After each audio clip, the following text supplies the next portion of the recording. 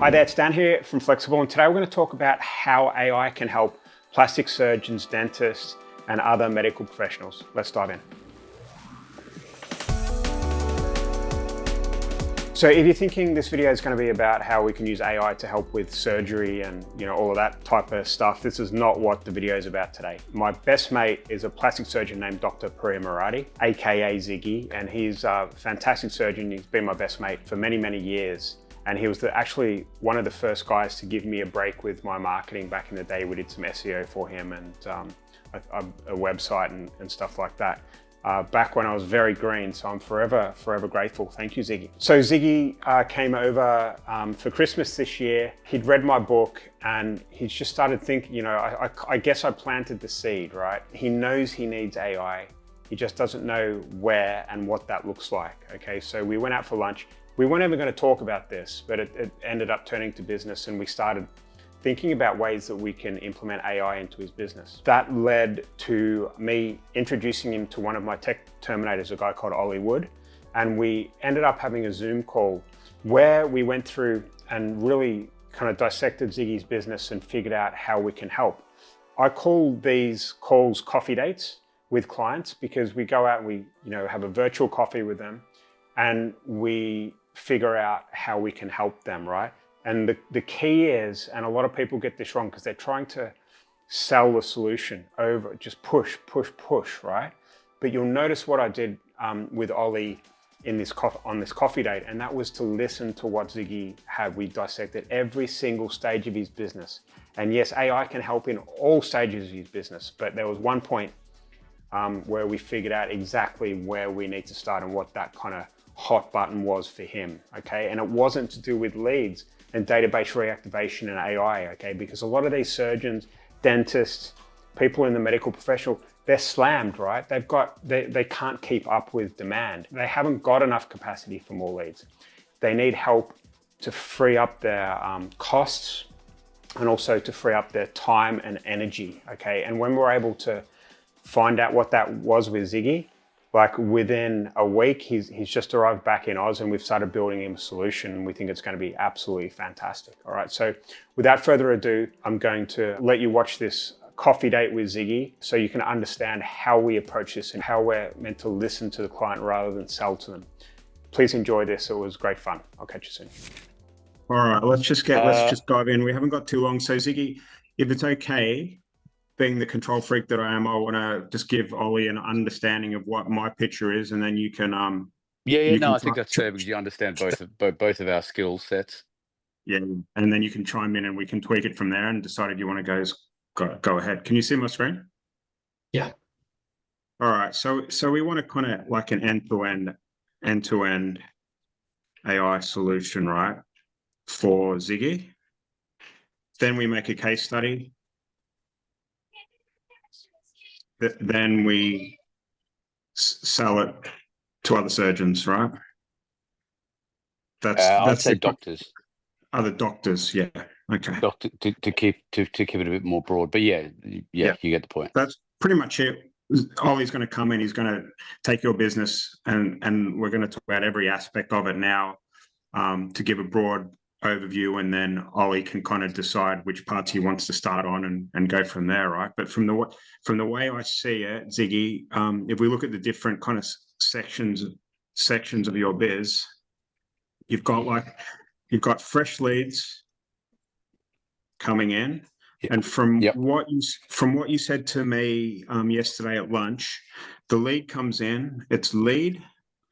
At the moment, this is lead to a call, and then is it $250 appointment consult fee? Something 400, but yeah, or whatever it is, doesn't matter. 400 consult fee, and then from there, that the lady, the receptionist or whatever, books that person into your calendar, right? Correct. No. You said you have to. No, there's a section in between this, right? So patient's email through a lead comes in, whether it be by Instagram or an email. Yeah. And then my receptionist asks for a photo for me to approve or not approve the consultation, because I don't want tire kickers to come in and waste time. Okay. Okay. So photo. Yeah. Yeah. So goes to the receptionist. Receptionist emails me, and then I email to say yes or no to the consultation. Yeah. Um, Yes or generally no. speaking. And then do you have a call with them before the consultation? Well, look, the interstate and out of town patients get offered a teleconsult if they wish. Okay. All patients are offered a teleconsult where Yeah. we charge $200 for the teleconsult, and if they end up having a face-to-face, then the face-to-face is 200. So it's 400 all up, but that 200 for the tele gets taken off the proper consult. Okay. So basically the lead comes in, the receptionist sends it to you, a photo, so you can check out whether they're going to be a pain in the ass or not. And if they're not, then you take their payment. And then after that, the actual consult is booked into your calendar, which moves on to the next stage, which is the actual consult, right? Correct. Okay. After the consult happens, this is where Ziggy is already using some sort of AI, Ollie, is that he records the call, transcribes the call, not the call, the consult. Yep. Transcribes the consult. This is clever, Ziggy. It's called talknotes.io for what it's worth. And then from there, the consult notes are turned into a letter, which goes to the patient and the GP. And it's all automated and done in a split second, right? With minimal edits. I take it, Ziggy. Yeah. So what happens, is the patients come in, and then traditionally doctors have to make their own notes, whether written or typed, and then traditionally doctors then dictate. It goes to a dictating service, and dictating service comes back, and then you write a letter to the GP. Using talknotes.io, I transcribe, and I'll send you guys. I mean, it sounds silly telling you guys about AI, but anyway, I'll send you like a little mini YouTube that the owner of it, the founder of it, created. And essentially, I transcribe and go, I saw a 47-year-old woman, mother of 3, 8-year-old, 3-year-old. Just go through the whole consult, do a really thorough consultation, documentation of the consult, and it, as pretty straightforward, it transcribes it all, gets rid of spelling errors and all the punctuation stuff. So now the transcribing customer services are gone. You don't need them anymore. Yeah. So then I just copy and paste that into my electronic medical records, EMR. But then, as part of the cleverness of AI, there's a drop-down menu where I go, convert my transcript to a casual email to a patient summarizing the medical consultation in Australian spelling. That's what I've taught AI to do. And then my consultation, it simplifies it. And back what you used to teach me, Dan, is it kind of changes it into you're writing for a year 5 student sort of text, and it kind of really simplifies it, really like makes it very colloquial, very like airy-fairy, holding hands, and that gets emailed to the patient.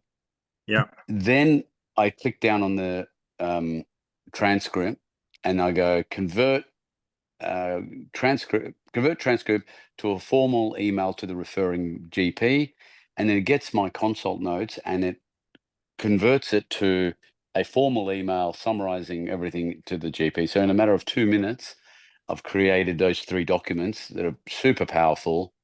And it's literally been a game changer for me, for my practice. And the thing is, Ollie, is that like Ziggy's using third-party tools, and maybe that still has to be the solution. I'm not sure. I'm not a tech guy, as you know. But ideally, when you're doing, because we've got to keep the next surgeon in mind, right? They're not going to be as kind of smart as Ziggy to kind of get all Come this on, stuff you could done. say it, Dan. Come on. I Say know. something nice about me. I know. Come on. It was really, I was choking on my words. Christmas time. So we got to keep, if we can do it all in like a solution that we build for the clients, which I'm sure you can do, then it's going to be, we just want it to be like so easy for them, right? Because as I was saying to Ziggy yesterday, I think we can make surgeons more money, right? With more consults and better efficiencies. But I think the big win here, as Ziggy said as well, is that he's going to be saving so much time and money. Yeah. So Ziggy, after the consult happens, the EMR note things happen, you send the letters out, and then who books it into your surgery? And then so the patient, then I walk the patient to my patient coordinator's office, and she sits down with them, goes through the quotes. So that I don't think we can outsource to a bot, because they sit down, talk to them, go, look, these are the dates we have, give them a quote. But what you can do is, right now we're relying on that patient coordinator to remember, if they don't book in straight away, they've got literally an Excel spreadsheet where they kind of remind themselves to call them on day 3, day 4, week 1, week 4. So you could always automate that as well. So kind of not too dissimilar to the Sleeping Beauty thing that you guys have, is my patient coordinator, if the patient doesn't quote, then they could put that patient. And again, so the patient coordinator goes, okay, this patient came in for a breast augmentation and tummy tuck. And then you could start a mini version of the Sleeping Beauty with the bot talking to the patient, rather than right now I'm relying on my staff to remember to call them. And then after a while, there's just inundated with so many different people to call, and it always falls through the gap. And I look at their system. I've had so many different patient coordinators. Some have like an Excel spreadsheet, some have a piece of paper and they scribble out the names. But if we could do it's actually better than the Sleeping Beauty, because it's so personalized. Because she can go, Christine, 32-year-old Christine came in for a breast augmentation tummy tuck. You could put that in, and then you're having a really personalized chat. It's like, oh yeah, remember you came in on this day, Yeah. So go, Dan. Yeah, it's cool. All right. So the patient coordinator stage, I guess they're called stages, not sections. Stages. Lead comes in, consult, patient coordinator. The patient coordinator is a lot of human touch, but we can help with some automation, right? Yeah. 100%. So after the patient coordinator's done her thing, it moves to the surgery day. What happens then? And then then they've committed to surgery, paid the money. Now, once they've paid it, the patient coordinator goes, have you paid it? And they either send a remittance, and then my patient coordinator talks to the accountants and goes, okay, has this money been put through? So that's that. And then they've put it, my patient coordinator puts them on an operating list. Yeah. Okay. Now, the patient coordinator kind of knows all my operating lists and where they go. So, it's a bit of Tetris. The patient goes, look, this day works for me, this day. So I think there's a lot of personal touch there that maybe at the moment we may not be able to solve, but that at least gives the patient coordinator, finds theatre time for them.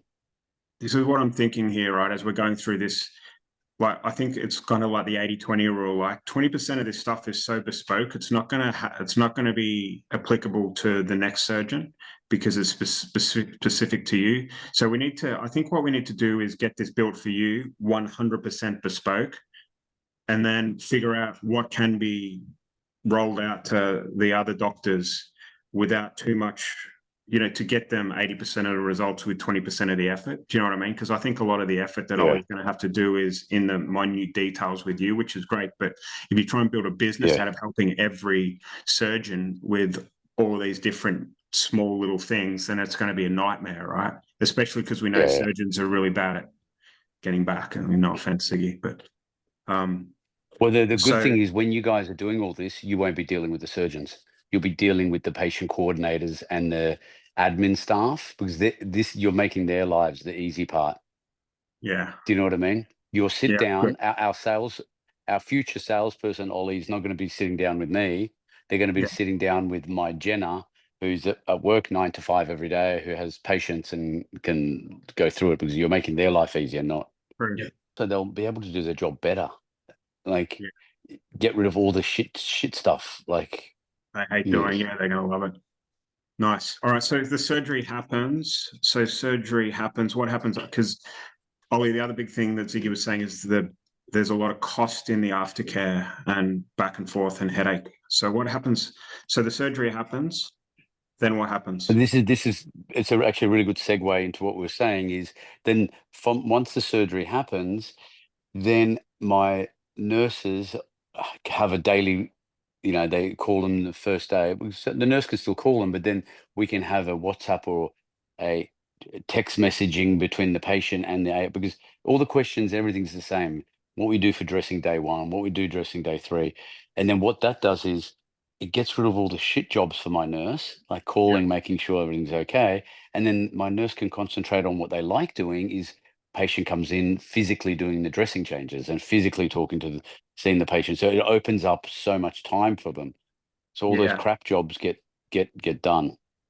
Yeah, makes sense. So when it But comes to post-surgery help, I assume you would want something that it would be talking to the patients, making sure that everything's okay. And if it's not, then it would escalate it to the nurse and then they would address it. correct. Yeah. Correct. Yeah. Yeah. And then, or day 1, because we've already got these protocols, we can just give you the protocols to put into the algorithm Exactly. or the Yeah. bot, and then they go day 1, 4 weeks. We're going to start scar management. Here's the scar management stuff. Here's a drop down menu to buy the scar management cream, and we'll post it to you. Like, Yeah. it's just at 6 weeks we're gonna. If the bot can then talk to our system, and the bot's going to organize your post-op appointment for you at the Yeah. the 6-week mark. Yeah. The more I'm thinking about this, right? Like, as I said, we build bespoke for you, Ziggy. You're going to have an epic business that's automated at the back of it. But like this post-surgery help thing is probably as a business in its own right, because you could be recommending, you could almost have advertisers come in to you, Ziggy, and say, listen, we're the guys that do the dressings and we want to be featured Yeah. inside your solution. Yeah. So every surgery that we work with is buying our stuff and they'll pay you for that, right? So Yeah. the post-surgery help Android could be like the business. Do you know what I mean? Like, but you guys have got to figure out what that is from the get-go. I'm not from the get-go, Yeah. sorry. Absolutely. After you've figured out everything together. Yeah. But yeah, it But sounds then you really make the nurse. Yeah. The more I think about it, like this is what, like all the nursing stuff, it just makes everyone's life a lot easier. So then the patient goes through the post-op nursing care protocol, and then they come back into, they get so classically, I operate on Dan, right? yeah, He has his surgery, goes home the next day. That evening or the next day, my nurse calls them, see how they're doing, goes, okay, let's organize your appointment for next week for the dressing change. So the nurse could still call them because I still want them to call them, but then the yeah, bot could be organizing the appointments for them. yeah. The The dressing bot would go, change is okay, done by dressing change is done in hospital no, in my clinic by the nurse. or in clinic Yeah. by the nurse. Or if they're interstate or out of town, they by their GP in their practice. Or GP. Okay. Do you see them again? Yeah. So then at 1 week, they come in and my nurse sees them. And usually it's on a day that I'm there. I pop my head in and say, g'day, just to, but they don't, then they get formally seen by me and assess problems at 6 weeks. 6 weeks or 3 months. I think I've done 3 months. I don't have to see too many people. But they get seen by the nurse, weekly for the first month. Yeah. But that doesn't mean they can't still be engaging with them via the protocol. Yeah. Yeah. 12 weeks. What happens after 12 weeks? Yeah, and then so after 6 weeks, so 4 weeks when all the dressing's done, then scar management starts, and that's where you guys would go, here's our scar management cream, drop down menu, buy it off our distributor, and then you clip the ticket off that. Because we currently clip the ticket anyway, because I buy it we buy for $100, sell it for $150. So that's fine. And then at the 6-week mark, then it's no longer the nurse's problem because all the nursing's been done. They come back and see me, and then I see them in the post-op period. Hang on, let's slow down a bit, right? So the post-surgery help, you've got 1 week dressing change. And then you said something about 4 weeks. What was it, 4 weeks? For the first 4 weeks, the nurse engages, like every week for the first 4 weeks, they do dressing changes. Okay. 1 week. So the Physical. first 1 to 4 weeks is nurse time, basically. Correct. Yeah, that's a good way to write it. Yeah. Dressing change, clinic, Ziggy pops his head in. What happens after 4 weeks? And then at the 4-week mark, scar management starts.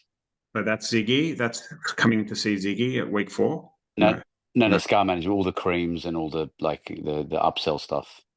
Scar management, so you can automate the SMS or the email that goes out and say, here's the stuff that you need to buy. Yeah.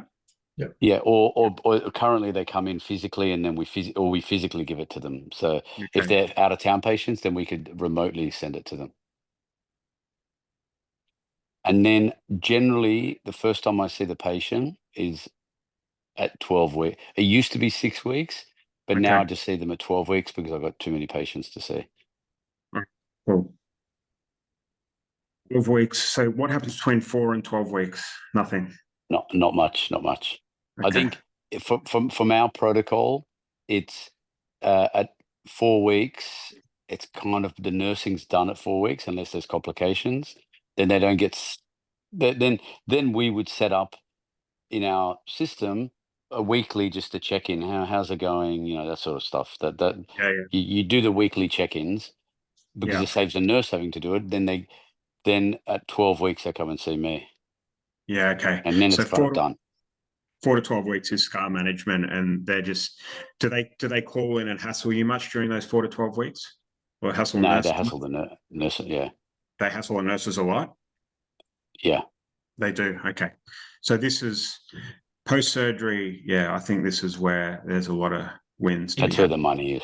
Yeah. That's where you're gonna every clinic is just gonna go, this is fucking great. Yeah. Yeah.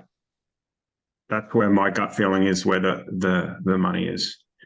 But I can go nuts, Ollie. Like, you got an open book here and a surgeon that knows all the pain points.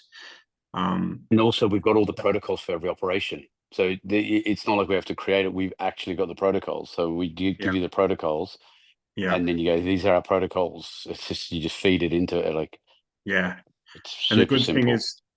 thing is this post-surgery help thing is, like, if you've probably got better protocols than most other surgeons, right? So you can actually, it's your intellectual property that you can license to other surgeons, right? Yeah. Which is valuable because they don't even have to create it. If it's a new surgeon coming on, right? They don't even have to create it. It's just all done for them. Perfect. From a 20-year-old experienced surgeon, everything licensed, all that experience, that's priceless. Yeah. So I like that. A quick question. So if you were to sell this to a surgeon that's already established, would you want them to adopt your current procedure, your protocol, or would you want them to amend it slightly? So if they wanted to message, I think you give them a chance to amend, but most of our protocols are the same for it's all pretty much the same. There's nothing too unique. Some people have their own little quirks, and you'll be the opportunity for them to, use different dressings, for example. Yeah. So the question is here, Ziggy, where we should start, because if you try and get Ollie to do all these things at once, we never do anything well, right? So, like, where do you think you should start? Where? I mean, it's a very good question. You could start at the start of the journey and just work our way chronologically. Or you could start at that post-op care, which is the money bit. The problems that we have with the first, so what would be great if a lead comes in, the bot books everything. The issue is the EMR, electronic medical records that we use, it doesn't talk to Google, and it doesn't talk to our accounting firmware. And I've rung them and I've talked to them, like, you guys need to be able to link with Google Calendar, and they don't. So we might have to create, a Google Calendar for it, so that the bot can talk to Google Calendar, and then my patient coordinator, she physically looks at the Google Calendar, because they use Google Drive anyway already with our marketing people. Then they just physically look at the Google Calendar, and then go, okay, then check it, and then put it onto our EMR. The other thing is, once, like I said, the other pain point is, my staff has to liaise with the accountants to see when it's paid. If the pre-op goes, okay, patient paid, then the accountant gets a ping, and the accountant, ticks it off from there and going, yes, paid, Yeah. in the bank account. The other thing that just popped into my mind, then it's a little bit unrelated, is because we've just done this for an immigration lawyer in America, Ziggy, and he has like hundreds and hundreds of DMs coming in each day on Instagram, and AI looks after all that, sends people to WhatsApp and books the consult. It's the same funnel as you, really. Yeah. So I think there's a market to have like a Instagram bot or whatever built for you there too. Yeah. And the second thing is as well, and I'm doing a webinar on this at the end of the month, is moving people to WhatsApp to send through their photos. Yeah. No, I agree. So that's another opportunity with your fresh leads. I think the Instagram thing's big, and the WhatsApp photo collection is also another one, right? Because that photo, that number that you give your registered business in WhatsApp, they can use that number all through, from the start of the journey all the way through to doing their dressings and scars and all that shit. You know what I mean?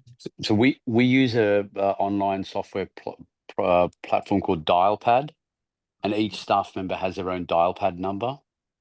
But I could put that one of the Dialpad numbers into as the business number. As WhatsApp. Yeah. Yeah. So I've got when I call a patient, I use Dialpad. So my Dialpad number comes on, but each staff member has their own Dialpad. So when they work from home, we don't have to redirect phone lines. Everything comes to their phone or their laptop or their.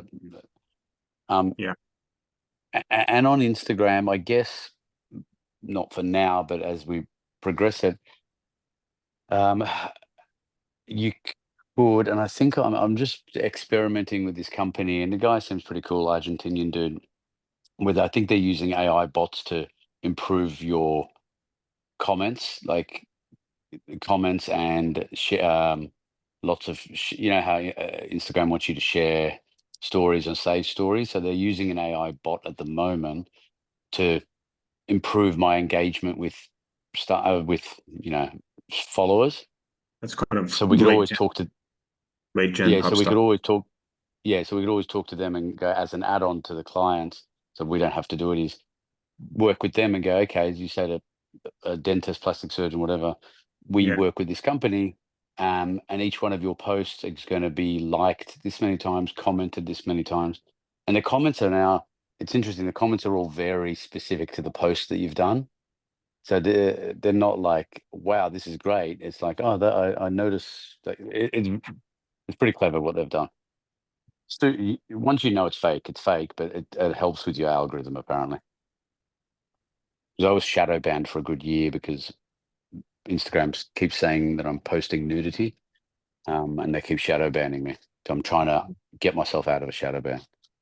Yeah, I probably wouldn't have a bot doing all your comments and stuff then. That could be.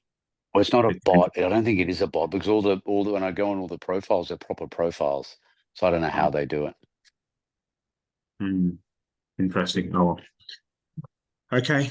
All right. Well, I'll let you, Ziggy, as I was saying, I'll let you guys handle your commercial discussions. The way I always do things is run a test first to make sure that we don't, or that we get along, right? Like, because after a month, Ziggy might not be getting back, or Ollie might be not getting back, or whatever, and then the whole thing just dies over. So I suggest that if you guys do something, then you just do a test on one of those stages or whatever. And if it looks like it's going to work, then fucking go for it, hell for leather. Yeah. Yeah. Is that, that we've talked about the MVP concept, minimal viable product. Yeah, Get the exactly. minimal viable product, and then work from there. But I think that's the pain point. The pain point for all of it. Like, for example, if we could get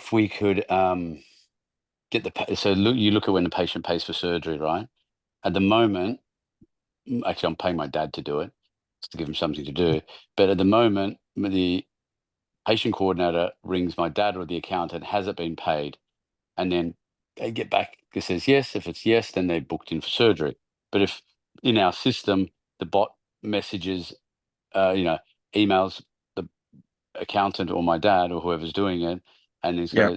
got Susie Green has paid, click tick, and then they tick, and then it's Oh, ticked off. So sense. just,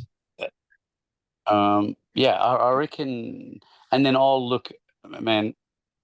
My thought process is that whenever if we do this MVP and it gets up and running, and then we just run it as a partnership. You know Yeah, what I mean? that, Like it's that sounds good. I can't do it without you, you can't do it without me, and then we run it from there. And I like genuinely have no issues if we just do it 50-50. I think that's that makes sense. But I'm honestly, I'm not too precious on it. And then if it's up and running, then we start, once we've got it going, and then I'll sell it to friends, and then we'll probably have to do it as people don't know that I'm involved, because after a while, what Dan, what surgery is like. If it's a Ziggy product, everyone won't do it. But if it's a generic, whatever we end up calling it, Yeah, Yeah. absolutely. Yeah, makes Yeah, sense. yeah. Well, all I can say is Ollie came in and he's been very helpful. He's done a lot of good stuff inside my community and he helped out a lot. So I can vouch for him. Like when you look at yeah, this logically, like it just can't not work, right? Like the yeah. only bottleneck's going to be whether you guys both have the time to do it. But fuck, Yeah, it's going no, to be no, good I'm fun. excited. I've talked, yeah, and I kind of, as I said, I looked at the Sleeping Beauty thing, and I went through all the videos and the presentations, and the using aspects of that and the power of that. That's why it's taken me, and I saw it in July when I saw Dan. We talked about it in Scotland, and then I had that 12 hours in Singapore by the pool going through all the data, You didn't know you did and then that. when we It's met, interesting. yeah, yeah, yeah, Yeah, yeah, it's good. yeah. The other thing Yeah, is so that no, you that's, I think it works. the other thing, sorry to interrupt, is if you did No, you're want right. more business as well, Ollie would be able to run a campaign to get you more consults because you probably got 20,000 people in your database or something by now, right? Yeah, and I think, but then we use that as well, right? Like that's the carrot as well. We could sell to start. We could say to future surgeons, doctors. I think why I say doctors, because I think we should include dentists, gastroenterologists. Yeah. Yeah. Do you have customers that come back and want to do other things? Yes. Yes. Yeah. Okay. Yeah. Fine. Yeah. Yeah. You could just upsell on that. That'd be your Tell first them, bro. list.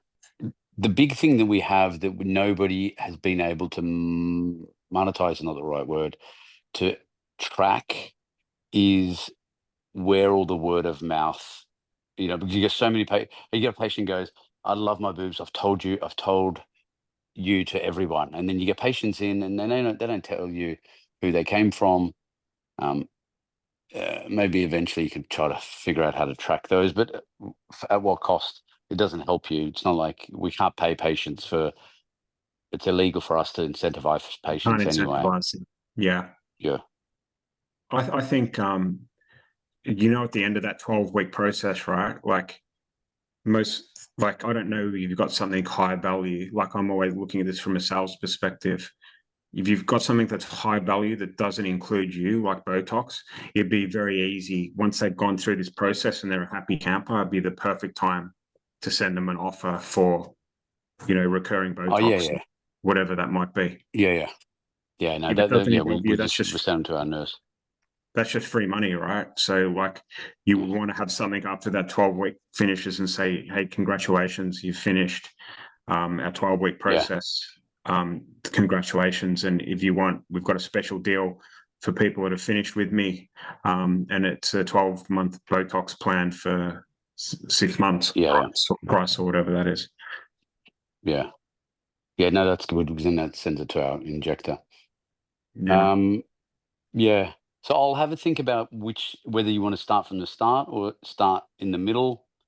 I think I've already made that decision. I think at the post-surgery, and that is probably, in terms of complexity, because it doesn't rely on too many other things, other moving parts of the surgery department, other people, that kind of stuff. That's probably the biggest part of what you want to sell and the easiest to do, because I don't need too much of other people's inputs. Yeah. So that would probably, I would start. And I'll send you all of our protocols. That is exactly And what I'll get my nurse to talk to you, because the nurse knows that the nurse will never lose her job, because I still need somebody to physically see the patient. It just makes her job infinitely easier. Yeah, you need to centralize all of those questions and have the AI take over. And it can do it via email or WhatsApp or SMS as well. Just have the same thing. I think working WhatsApp's such a good tool, because everyone's so used to WhatsApp messaging. Like, it's become, if you got a choice to message someone, now you WhatsApp them over text messaging. There's something about the platform that's easier, I guess. Yeah. All right, Jen, I've got to run anyway. Okay, take care, guys. Great meeting you all. Great. Thanks to me. Peace. Happy New Year, boys. Yeah, Happy New Year to you. Bye-bye. Okay, so I hope you really enjoyed this video. I tell you what, this industry is just ripe for AI automation. There's just so much we can help these medical professionals with. It doesn't matter whether they're surgeons or dentists or chiropractors. If they've got a business, they've got pain, they've got problems that AI can solve. If you are looking at getting involved and you are a marketing agency or you're looking for a side hustle, then I've got a book. It's called The Instant AI Agency, and it talks about how we can help businesses with AI. There's a link below. Click it. It's really good stuff. You're going to enjoy it. I'll speak to you soon. Take care.